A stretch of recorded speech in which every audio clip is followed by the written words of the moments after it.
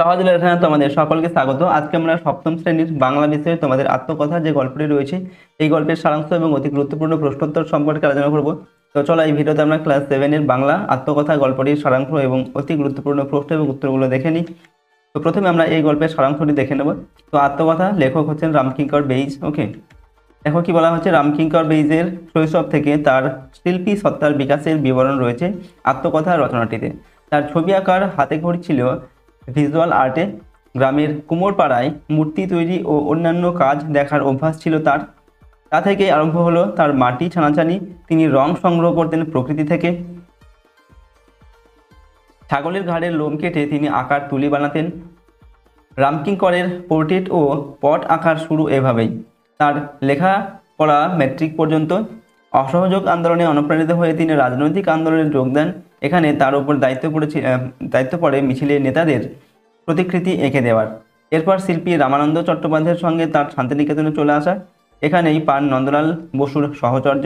শান্তিনিকেতনে oil painting তিনি প্রথম শুরু করেন। রামকিঙ্করের চিত্রকর এবং ভাস্কর্য সত্তার বিকাশ আত্মকথায় ফুটে উঠেছে। এরপর আমরা এই গল্পের প্রশ্ন এবং উত্তরগুলো দেখে নেব। ওকে, আর এই সমস্ত প্রশ্নদের পিডিএফ ফাইল পেতে চাইলে আমাদের অ্যাপটিকে ডাউনলোড করবে। অ্যাপের লিঙ্ক ডেসক্রিপশন বক্সে দেওয়া আছে, সেখান থেকে তোমরা এর পিডিএফ ফাইলগুলো নিতে পারো। ঠিক আছে, দেখো এখানে আমরা প্রথমে ঠিক উত্তরটি বেছে নিয়ে লেখো। এই ধরনের কিছু প্রশ্ন দেখবো, প্রশ্ন এবং উত্তর। প্রতিটি প্রশ্নের মান হচ্ছে 1 নম্বর করে। 1 নম্বর থেকে বলা হচ্ছে রামকিঙ্করের প্রথম শিল্পের স্কুল বাড়ির পাশের কামারপাড়া, কুমোরপাড়া না পটুয়াপাড়া। সঠিক উত্তরটি হবে বাড়ির পাশের কুমোরপাড়া। ঠিক আছে, রামকিঙ্করের প্রথম শিল্পের স্কুল বাড়ির পাশের কুমোরপাড়া।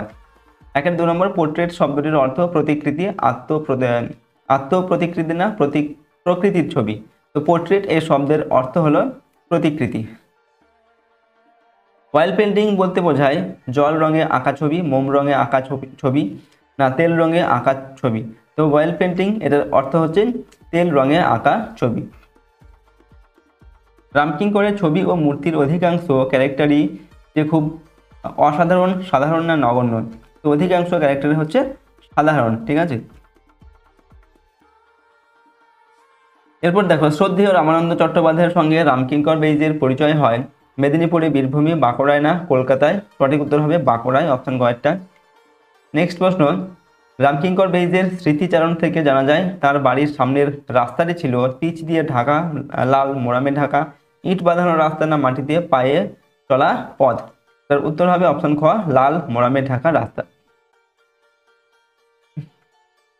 এবার দেখো শিল্পী তার ছেলেবেলায় তুলি বানাতে যা ব্যবহার করতেন সেটা হচ্ছে বেজির পিঠের লোম, হরিণের লেজের লোম, ছাগলের ঘাড়ের লোম না খরগোশের পিঠের লোম। তো উত্তর হবে ছাগলের ঘাড়ের লোম। 8 নম্বর হচ্ছে রামকিঙ্কর শিল্পী নন্দলাল বসুর অ্যালবাম এই পত্রিকায় দেখেছিলেন, প্রবাসী, বিচিত্রা, ভারতী না কল্লোল। উত্তর হবে অপশন কয়েকটা, প্রবাসী পত্রিকায় দেখেছিলেন। শান্তিনিকেতন রামকিঙ্করই সর্বপ্রথম এই রঙের ব্যবহার শুরু করেছিলেন। অয়েল পেন্টিং, জল রং, পেন্সিল স্কেচ না প্যাস্টেল রং। সঠিক উত্তর হবে অয়েল পেন্টিং প্রথম শুরু করেছিলেন তিনি। ওকে, শান্তিনিকেতনে। এরপর হচ্ছে নন্দলাল বসু ছিলেন কলা ভবনের আচার্য, অধ্যক্ষ, উপাচার্য না শিক্ষক। তো নন্দলাল বসু ছিলেন কলা ভবনের অধ্যক্ষ। পরের প্রশ্ন, রামকিঙ্কর শান্তিনিকেতনে প্রথম কোন বিষয়টি শুরু করেন? পুতুল তৈরি, oil painting, oriental art, landscape. উত্তর হবে এখানে অয়েল পেন্টিং প্রথম শুরু করেন। নেক্সট প্রশ্ন দেখো 2 নম্বর থেকে একটি বাক্য উত্তর দিতে হবে। এগুলোর প্রতিটা প্রশ্নের মান হচ্ছে 1 নম্বর করে। তো কি দিয়ে শিল্পী রামকিঙ্কর রঙের প্রয়োজন মেটাতেন? এখানে উত্তর লিখবে রামকিঙ্কর গাছের পাতার রস, বাটনা বাটার তিলের হলুদ, মেয়েদের পায়ের আলতা, মুড়ি ভাজা ছোলার চাঁচা, ভূষকালি দিয়ে রঙের প্রয়োজন মেটাতেন। পরের প্রশ্ন হচ্ছে কার সৌজন্যে রামকিঙ্করের সঙ্গে শান্তিনিকেতনের যোগাযোগ হয়? উত্তর লিখবে প্রবাসী পত্রিকার প্রতিষ্ঠাতা সম্পাদক রামানন্দ চট্টোপাধ্যায়ের সৌজন্যে শান্তিনিকেতনের সঙ্গে রামকিঙ্করের যোগাযোগ হয়। শান্তিনিকেতনের আচার্য নন্দলাল বসু কাজের ক্ষেত্রে কেমন মনোভাব দেখাতেন? তো শান্তিনিকেতনের আচার্য নন্দলাল বসু কাজের ক্ষেত্রে শিক্ষার্থীদের সবসময় স্বাধীনতা দিতেন। নেক্সট হচ্ছে নন্দলাল বসুর কাজের কোন দিকটা শিল্পী রামকিঙ্করকে বেশি প্রভাবিত করেছিল? তো নন্দলাল বসুর কাজের সাদামাটার দিকটায় শিল্পী রামকিঙ্করকে বেশি প্রভাবিত করেছিল। এরপর হচ্ছে তবে তিনি তো ওরিয়েন্টাল আর্টের প্রবর্তক। এখানে কার কথা বলা হয়েছে? উত্তর লিখবে এখানে নন্দলাল বাবুর কথা বলা হয়েছে। পরের প্রশ্ন 2-6 নম্বর দাগে, অত বড় একজন শিল্পীর কাছে শিক্ষা লাভ করেছি, আমার সৌভাগ্য। আর স্মৃতিচারণায় কথক একথা বলেছেন? দেখো উত্তর লিখবে, কলাভবনের অধ্যক্ষ নন্দলাল বসুর স্মৃতিচারণায় কথক একথা বলেছেন। নেক্সট হচ্ছে 2-7 নম্বর দাগে, এখানে দেখো নিম্নলিখিত ব্যক্তি ও বিষয়গুলি নিয়ে 2-1টি বাক্য লেখন। তো এখানে রয়েছে non cooperation movement, oil painting, Acharya Nandalal Basu, landscape. এগুলো সম্পর্কে আমাদের 2-1টা করে বাক্য লিখতে হবে। তো নন কোঅপারেশন মুভমেন্ট এটা হচ্ছে 1920 সালে মহাত্মা গান্ধী ইংরেজ শাসনের বিরুদ্ধে অসহযোগ আন্দোলনের ডাক দেন। অয়েল পেন্টিং কি না, বাংলায় এর প্রতিশব্দ হচ্ছে তৈলচিত্র, রঙের সাথে তেল মিশিয়ে এই ধরনের ছবি আঁকা হয়। নেক্সট আচার্য নন্দলাল বসু, তো বিখ্যাত ভাস্কর ও চিত্রশিল্পী নন্দলাল ছিলেন শান্তিনিকেতনের কলাভবনের অধ্যক্ষ। নন্দলাল বসুকে আচার্য বলে সম্বোধন করা হতো। ল্যান্ডস্কেপ কিনা, ল্যান্ডস্কেপ কথার অর্থ প্রাকৃতিক দৃশ্য। প্রকৃতির ছবি শিল্পীর কল্পনায় ক্যানভাসের উপর যে দৃশ্যপট তৈরি করে তাকে ল্যান্ডস্কেপ বলে। এরপর দেখো 3 নম্বর থেকে নিচের প্রশ্নগুলোর উত্তর নিজের ভাষায় লেখো। এখানে প্রশ্নের মান 2 নম্বর অথবা 3 নম্বর। তো ভিজুয়াল আর্টে আমার প্রথম বর্ণপরিচয়, শিল্পী রামকিঙ্করের ছবির সঙ্গে প্রথম বর্ণপরিচয় হয়েছিল কিভাবে? তো ছোটবেলা থেকে রামকিঙ্করের চোখে পড়তো তাদের বাড়ির দেওয়ালে টাঙানো নানা দেবদেবীর ছবি। তখন থেকেই ছবির প্রতি তার টান ছেলেবেলায় দেখায়। সেই সব ছবি তিনি অত্যন্ত মনোযোগ দিয়ে কপি করতেন। এভাবেই ভিজুয়াল আর্টের সঙ্গে শিল্পী রামকিঙ্করের প্রথম বর্ণপরিচয়।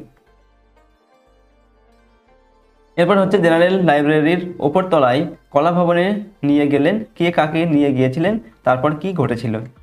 তো শিল্পী রামানন্দ চট্টোপাধ্যায় রামকিঙ্কর বেইজকে শান্তিনিকেতনের জেনারেল লাইব্রেরির ওপর তলায় কলাভবনে নিয়ে গিয়েছিলেন। তারপর তিনি রামকিঙ্করকে কলাভবনের আচার্য নন্দলাল বসুর সঙ্গে পরিচয় করিয়েছিলেন। এরপর দেখো যতদূর মনে হচ্ছে গার্ল অ্যান্ড দ্য ডগ কার উক্তি? গার্ল অ্যান্ড দ্য ডগ কিসের নাম? তিনি কিভাবে এ ধরনের কাজ শিখলেন? তো আলোচ্য উক্তিটি রামকিঙ্কর বেইজের। গার্ল অ্যান্ড দ্য ডগ তার বিখ্যাত অয়েল পেন্টিংয়ের নাম। অয়েল পেন্টিংয়ের কাজ শান্তিনিকেতনে এসেই রামকিঙ্কর প্রথম শুরু করেন। তিনি নিজেই এই শিল্প রপ্ত করেন। তেল রঙে ছবি আঁকার জন্য যখন তিনি দোকানে রং কিনতে যান, তখন দোকানদার তাকে জানান টিউবের রঙের সাথে পাত্রের তেলে তুলি ডুবিয়ে রং করতে হয়। এভাবে তিনি অয়েল পেন্টিংয়ের কাজ শিখলেন। পরের প্রশ্ন দেখো, এই সাদামাটা সুরটাই আমাকে ভীষণভাবে টানে। কাকে টানে? সাদামাটা সুর বলতে তিনি কি বুঝিয়েছেন? তাকে এই সুর টানে কেন? তো নন্দলাল বসুর আঁকার সাদামাটা দিকটাই রামকিঙ্করকে টানে। একেবারে সাধারণ ছবি, গ্রামের দৃশ্য দিয়েই যে অসাধারণ ছবি তৈরি করা যায়, নন্দলাল বসু সেটি প্রমাণ করেছিলেন। এই বৈশিষ্ট্যকেই রামকিঙ্কর সাদামাটা সুর বলেছেন।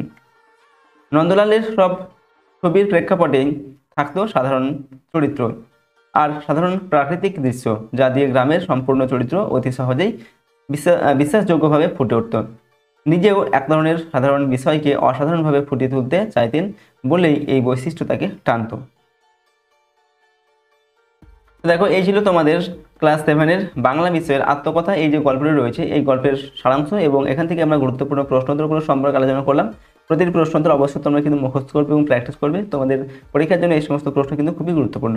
আর যদি আমাদের এই চ্যানেল তোমরা নতুন হয়ে থাকে, চ্যানেলটিকে প্লিজ সাবস্ক্রাইব করে রাখবে এবং বেল আইকনে প্রেস করে অল অপশানটিকে সিলেক্ট করবে। ওকে, ভিডিওটিতে লাইক করবে এবং ভিডিওটি বন্ধু বান্ধবের সঙ্গে অবশ্যই শেয়ার করবে। আর এই সমস্ত প্রশ্নোত্তর পিডিএফ আমাদের অ্যাপের মধ্যে দেওয়া থাকবে। অ্যাপের লিঙ্ক ডেসক্রিপশন বক্সে রয়েছে, সেখান থেকে অ্যাপটিকে ডাউনলোড করে নিয়ে চাইলে এই সমস্ত প্রশ্নোত্তরের পিডিএফ ফাইল তোমরা সেখান থেকে নিতে পারো। তো আজকে আমরা ভিডিওটিকে এখানে শেষ করছি। সম্পূর্ণ ভিডিওটি দেখার জন্য অসংখ্য ধন্যবাদ।